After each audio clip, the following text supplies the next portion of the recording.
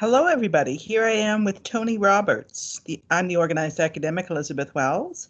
And Tony is one of those people who does it all. He's a great teacher. He's on 23 committees at once. He's an administrator and he's a scholar. And I wanted to talk to Tony today about how he gets it all done. What are his secrets? So, Tony, welcome. Hi, And, Elizabeth. and Thanks. tell us about how you organize yourself, how you get everything done. Do you have systems? Do you have Yeah. Well, it's a good question. Um, I do sort of set a priority list of what needs to be done and when it needs to get done. And of course, I know it sounds simple, but I use my calendar very effectively. I block off periods. So, in fact, and I heard this from a friend a few years ago, and I honestly can't remember who just said I can't get anything done if I don't block off the time in my calendar because inevitably it will fill up. exactly? So, So yeah, what so kinds of things do you block off? What are your priorities? Yeah, so I will block off teaching time, of course. It has to happen. The prep has to happen. The actual class time has to happen. But then I'll also take big chunks. For example, Fridays. I block off Friday as a research day. Yeah. And because again, otherwise it gets filled up with meetings. And you did mention 23 committees. That's actually not an exaggeration. Um, and so, committees can all of a sudden start filling in a Friday. And so I really think you have to do that. And I wish I actually stuck to it better than I did because once in a while I'll get people saying, well, it's the only other time that everyone can meet.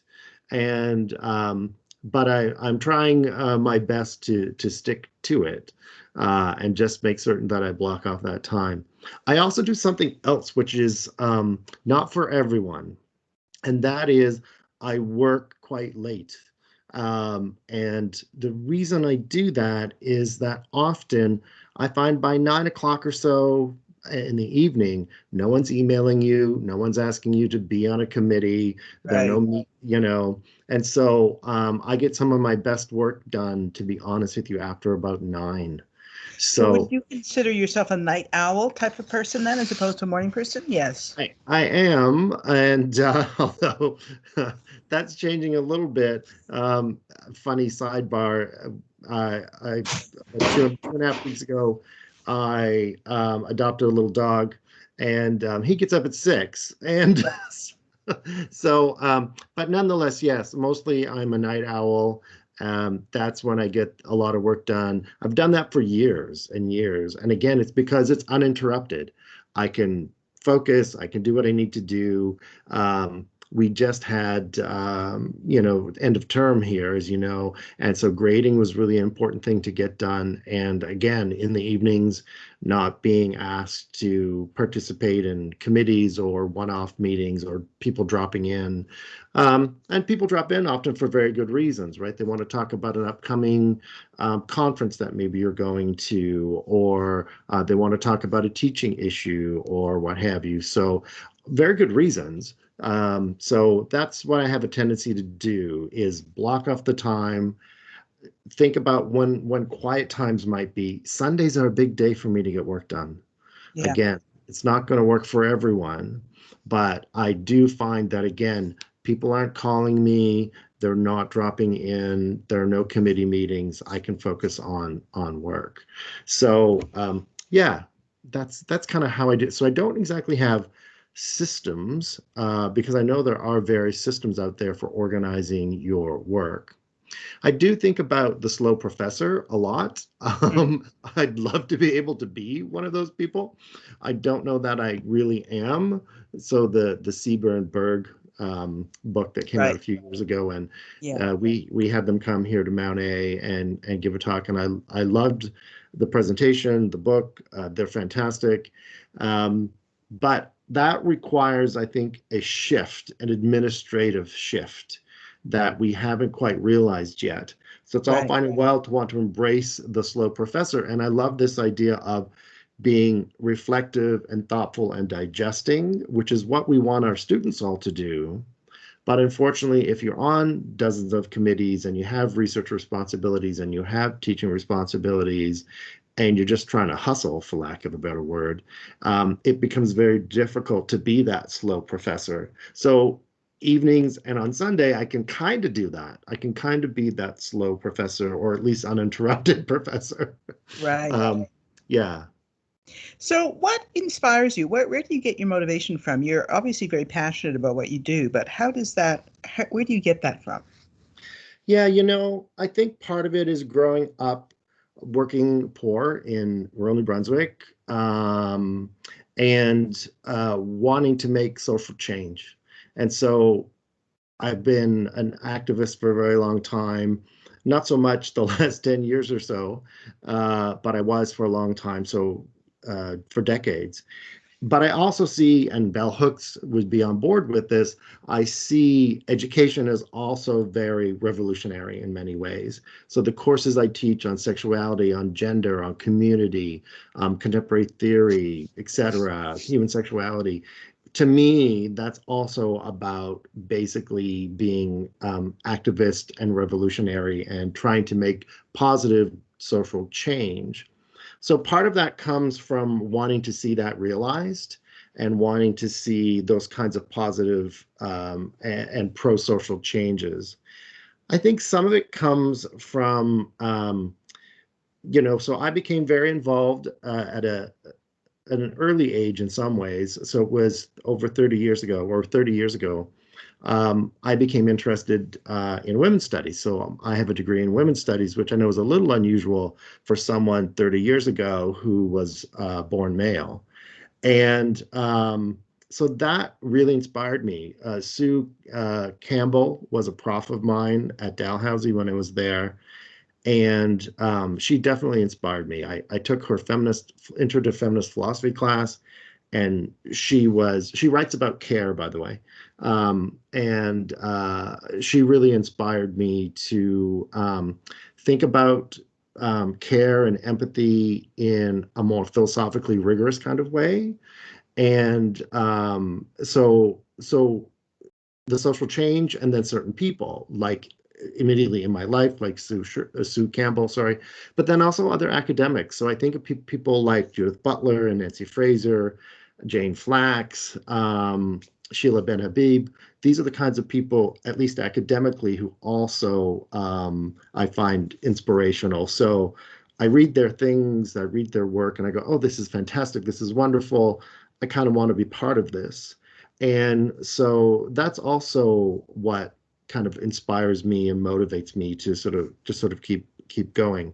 And so there's this social justice component behind all of this in terms of trying to get us to rethink a lot of things and to critically examine and to deconstruct. And so I know some people don't think of deconstruction as a positive thing necessarily, but I do, in fact, Yeah. right?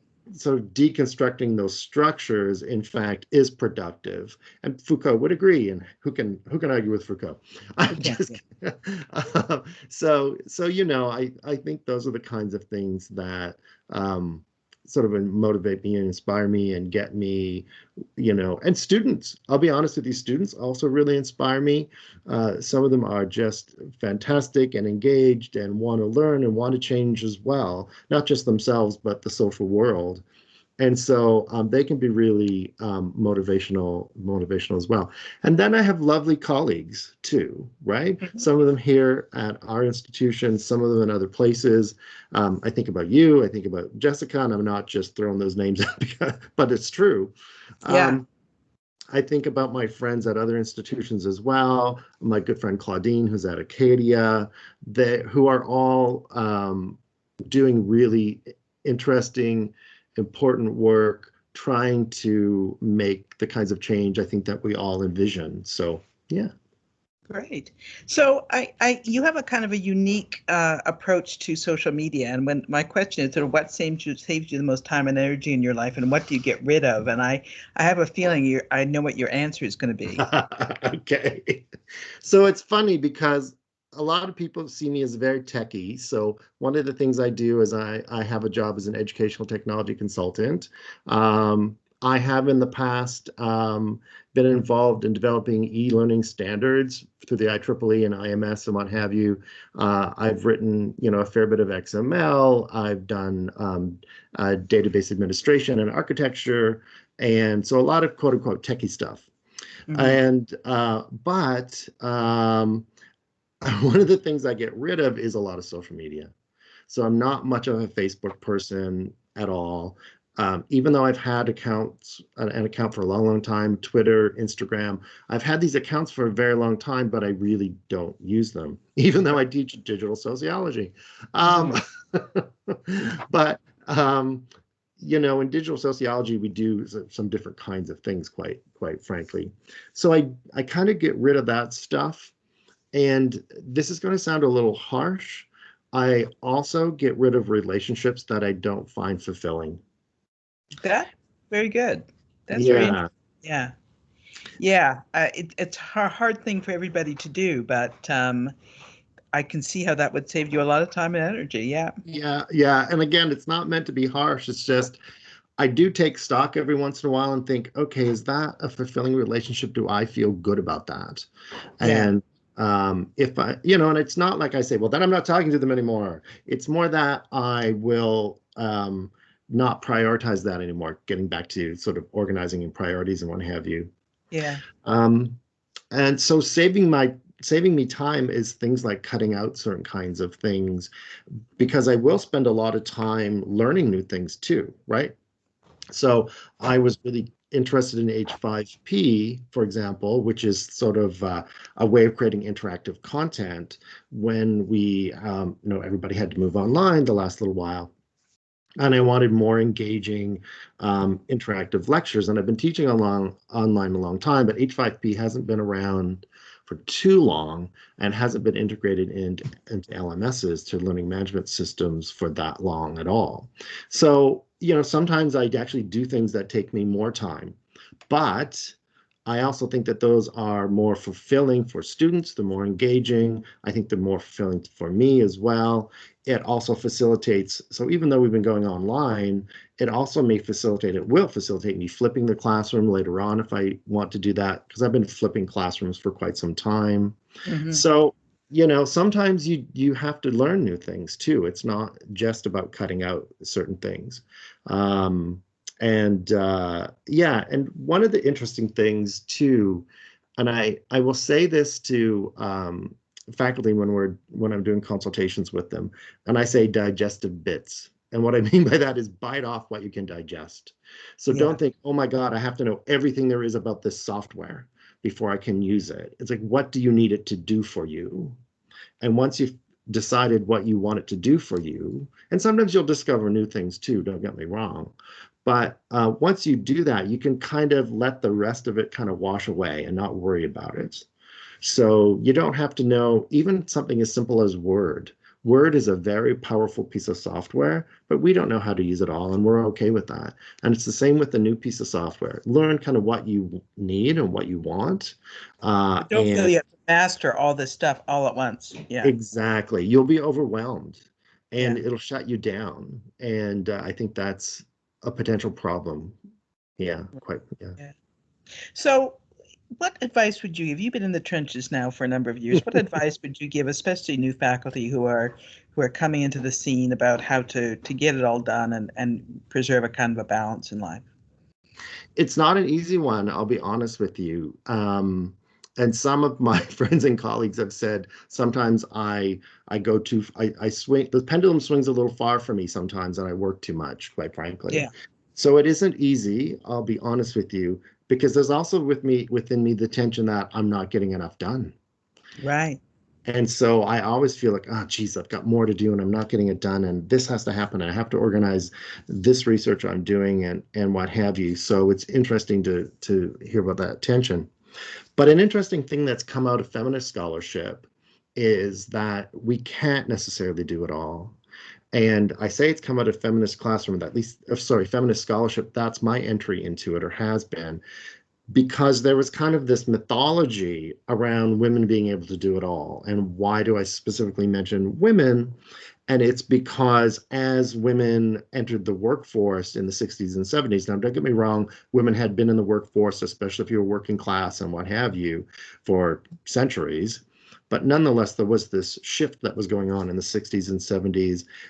Women became more involved in professional fields, right? More and more women have become academics. And there was this mythology that women could do that and also be caregivers and mothers and have complete and full personal lives and volunteer at all of the community organizations and so on and so on. And honestly, you can't.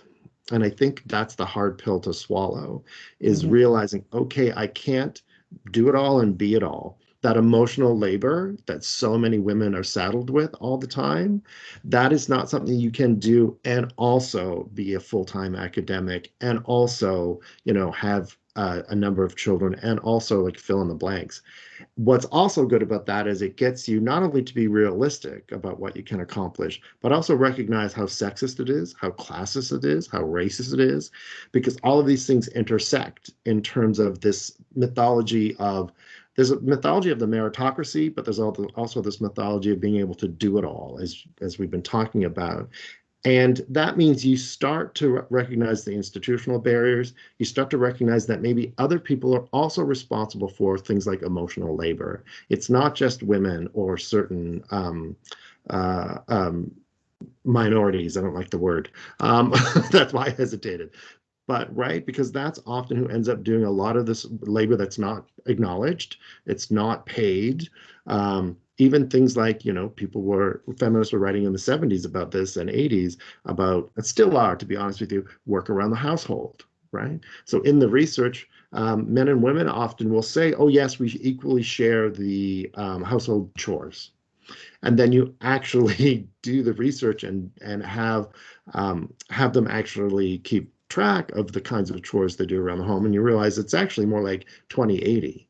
Yeah. And so yeah, so you can't, you have to be careful, I think, and recognize that you can't necessarily do it all. So you have to think about what is it you really want to accomplish. So if children are particularly important to you, I'm not saying don't do it, but I'm just saying that means that you and your partner or partners, or maybe you're doing it as a single person, maybe you're adopting, who knows, that it also means that you're going to have to prioritize, because we want our children to grow up to be good citizens, right? And good people, and we want those relationships with them. And as a result, institutionally, the way that our educational, post-secondary educational systems have been set up, institutions have been set up under a heterosexist and sexist paradigm of males being professors. They have their wives at home who can support them and the children and what have you. They don't have to worry about cleaning the house and taking care of children and all that sort of jazz. So now when you actually start to introduce women and others who are maybe non-binary into, or single people into those institutions, they aren't really set up for those kinds of for those kinds of folks, right? Hmm. And I'm getting a bit philosophical and at the same time critical, but that's the idea, right? Is that these institutions aren't set up for this. They're set up for someone who basically has 60 hours a week that they can commit, and that everything else around them is taken care of. And that's not necessarily the experience for women, for Black Canadians, for BIPOC folk, for queer folks, right? It Hmm. doesn't necessarily work that way. Can I give you a personal example? Please do. So I grew up with two older sisters. I'm queer identified and grew up working class, working poor. And as they got older, they got married and had kids, both of them. Then my father was in a car accident. He was hit by a drunk driver and has been disabled ever since, a little over 30 years now. And I was expected to do a lot of the emotional work, but also a lot of work around the house, because my parents couldn't afford to hire people to fix the roof or fix the windows or do whatever it is that need mow the lawn, even just simple things like that. And so, because of my status as someone who was queer, as someone who was single, and in theory didn't have those responsibilities to spouse and children and what have you, I was expected to take on some of that and Right. did, in Yeah. fact. Yeah, and that continues to this day, as a matter of fact. Right. Um, and I don't resent it at all, but it does But mean it's the that reality of your life that you that's the have to, reality. yeah, yeah. And I Yeah. think with a lot of people, especially, and as you say, with children in a relationship or single or just starting out just from grad school, I mean, there's a lot to contend with. And then there's great expectations at work, of course. Yeah, yeah. Yeah. Well, Which is interesting. You mentioned, grad school and what have you, because that can be challenging for people too, right? People who are BIPOC or queer or women or what have you. We know about the feminization of poverty, for example. We know about women who are, women generally speaking are paid less than men, and that hasn't moved much in a few decades now. We know that women are often expected to do most of the childcare, that they are by a large majority, over 80% are the single parents compared to males and men. And so, there are barriers. Again, I know I'm basically echoing what I said earlier, but these barriers exist. And so it does mean that we also have to be careful and support one another. So if all of a sudden we have, let's say, a new Indigenous scholar, we can't expect them to be on every committee. We can't expect them to do all things Indigenous because they're one person. yeah, And so I think part of it is also um, recognizing we can't do it all and also recognizing that no one else can too. right. Well, thank you, Tony Roberts. I've been talking to Tony Roberts, activist, feminist, scholar, teacher, about how he runs his academic and to a certain extent his personal life. So thanks, Tony, for Yes. joining me today. Oh, it's my absolute pleasure. Yeah, it was fun. Okay, bye bye. Bye.